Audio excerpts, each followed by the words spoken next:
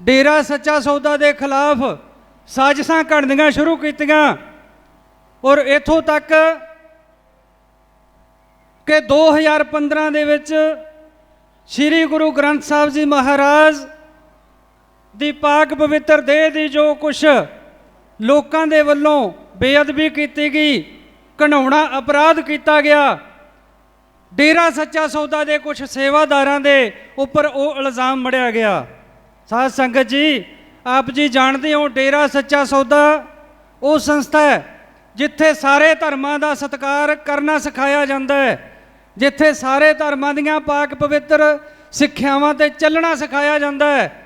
तो साध संगत अज करोड़ों की गिनती दे विच पूजनिक संत डॉक्टर गुरमीत राम रहीम सिंह जी इंसा दियां पाक पवित्र सिक्ख्यावां ते चलदियां होइयां सारे धर्मां दा सत्कार, सारे धर्मां नूं प्यार और उन्हां सिक्ख्यावां ते चलदियां होइयां समाज सेवा ते अगे वध रही है। उस संस्था दे कुछ सेवादारां दे उत्ते श्री गुरु ग्रंथ साहब जी महाराज की बेअदबी का जिहड़ा इल्ज़ाम है वो लाया गया। और किवें लाया गया, किन्ना हालातां दे विच बयान करवाए गए, उन्हां दे बारे थोड़ा जिहा तुहाडे नाल जानकारी साझी करां।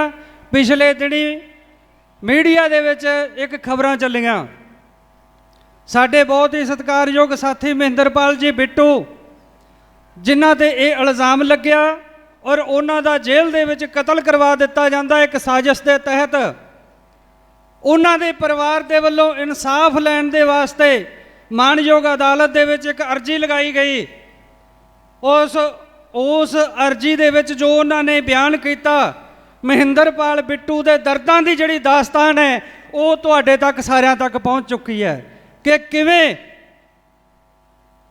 गैर मनुखी तसीहे दे के बयान लिखवाए गए और उन्हां बयानों नूं ये प्रचारिया गया कि बिट्टू ने सारा कुछ कबूल कर लिया और उस तो बाद होर साजिशां दे तहत कुछ होर सेवादारां नूं फसाया गया। इत्थों तक कि पूजनिक गुरु जी नूं इस घटनावां दे विच साजिश के तहत दोषी बनाउण दीयां कोशिशां जिहड़ियां वो कीतियां जा रहीआं ने।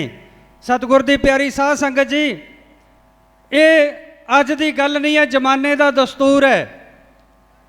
जिहड़े पौधे दे फल लगे हुंदे ने, इट्टां डले उस पौधे दे ही वज्या करते हैं।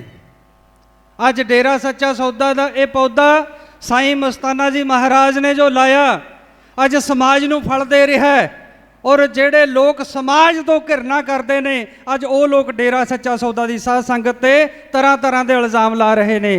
साध संगत जी, घबराउण की लोड़ नहीं, ये पहला तो हुंदा आया है पर सच कदे हारिया नहीं। सच थोड़ा मोटा परेशान तो हो सकता है, जित हमेशा सच की हुंदी है, अज भी सच जित के रहेगा।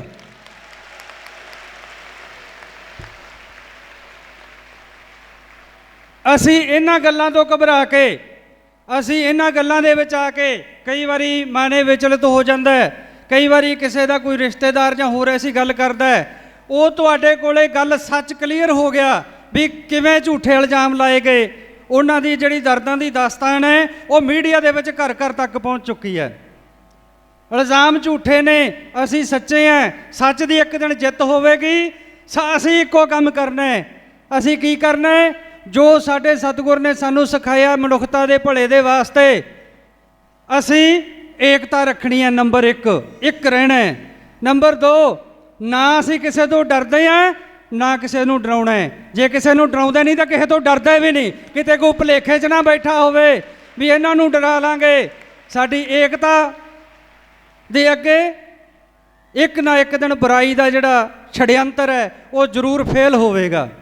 असी ने की करना है, असी ने जो साडे सतगुर ने सानू सिखाया है, समाज के भले दे काम है जिहड़े वो जन जन तक लेके जाने हैं।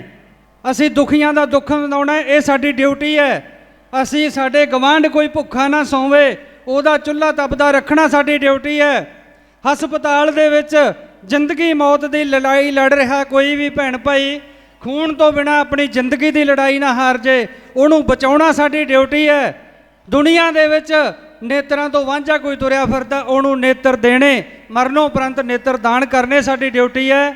ਅਸੀਂ ਇਹ ਮਨੁੱਖਤਾ ਭਲਾਈ ਦੇ ਕੰਮਾਂ ਤੇ ਜਿਵੇਂ ਪਹਿਲਾਂ ਲੱਗੇ ਹੋਏ ਸੀ ਉਸੇ ਤਰ੍ਹਾਂ ਲੱਗੇ ਰਹਿਣਾ ਹੈ। ਆਪਣੀ ਏਕਤਾ ਬਣਾ ਕੇ ਰੱਖਣੀ ਹੈ, ਦ੍ਰਿੜ ਵਿਸ਼ਵਾਸ ਸਤਿਗੁਰ ਤੇ ਰੱਖਣਾ ਹੈ, ਕਿਸੇ ਗੱਲੋਂ ਘਬਰਾਉਣਾ ਨਹੀਂ। ਇੱਕ ਗੱਲ ਦਾ ਖਿਆਲ ਰੱਖਿਓ ਸਾਧ ਸੰਗਤ ਜੀ, ਤੁਹਾਡੇ ਜੋ ਕਿਸੇ ਤੇ ਵੀ ਦਿੱਕਤ ਆਉਂਦੀ ਹੈ, ਪੂਰੇ ਪੰਜਾਬ ਦੀ ਸਾਧ ਸੰਗਤ ਇੱਕ ਹੈ, ਕਿਸੇ ਨੂੰ ਉਂਗਲ ਨਹੀਂ ਕਰਨ ਦੇਵਾਂਗੇ। ਅੱਜ ਤੋਂ ਬਾਅਦ ਉਂਗਲ ਨਹੀਂ ਕਰਨ ਦੇਵਾਂਗੇ ਕਿਸੇ ਨੂੰ।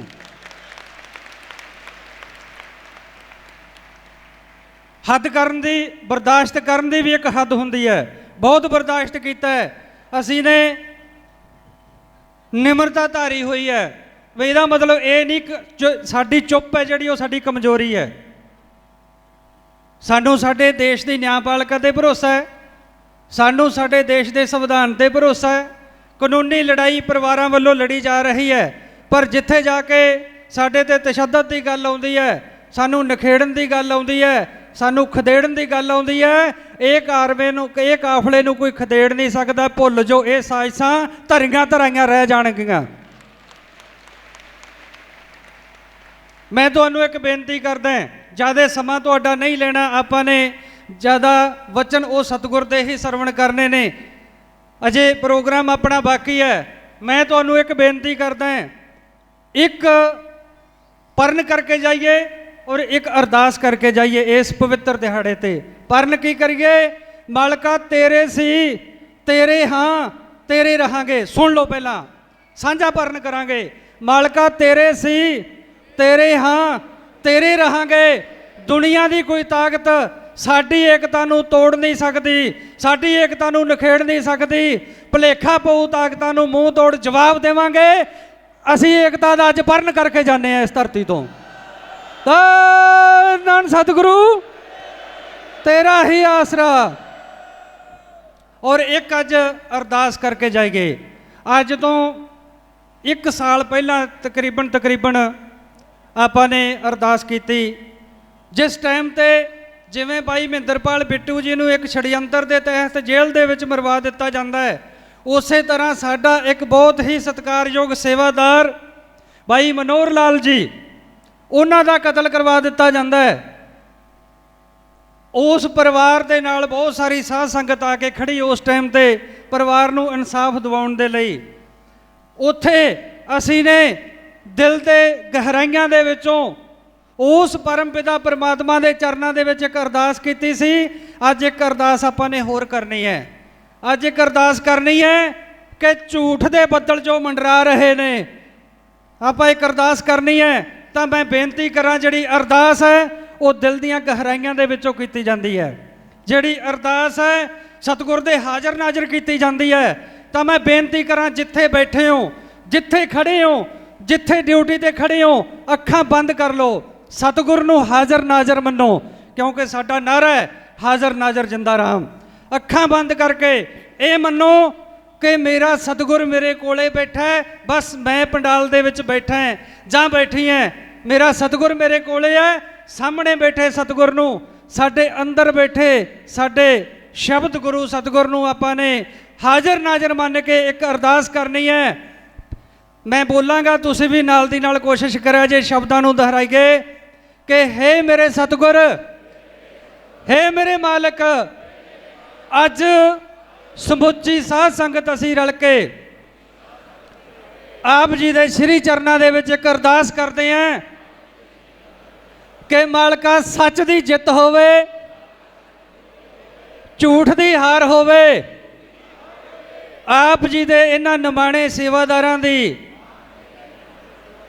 ਆਪ ਜੀ ਦੀ ਸਮੁੱਚੀ ਸਾਧ ਸੰਗਤ ਦੀ ਸਾਡੀ ਜੋ ਜਾਇਜ਼ ਮੰਗ ਹੈ, ਐ ਮੇਰੇ ਰਹਿਬਰ, ਐ ਮੇਰੇ ਮਾਲਕਾ, ਉਹ ਸਾਡੀ ਜਾਇਜ਼ ਮੰਗ ਪੂਰੀ ਕਰ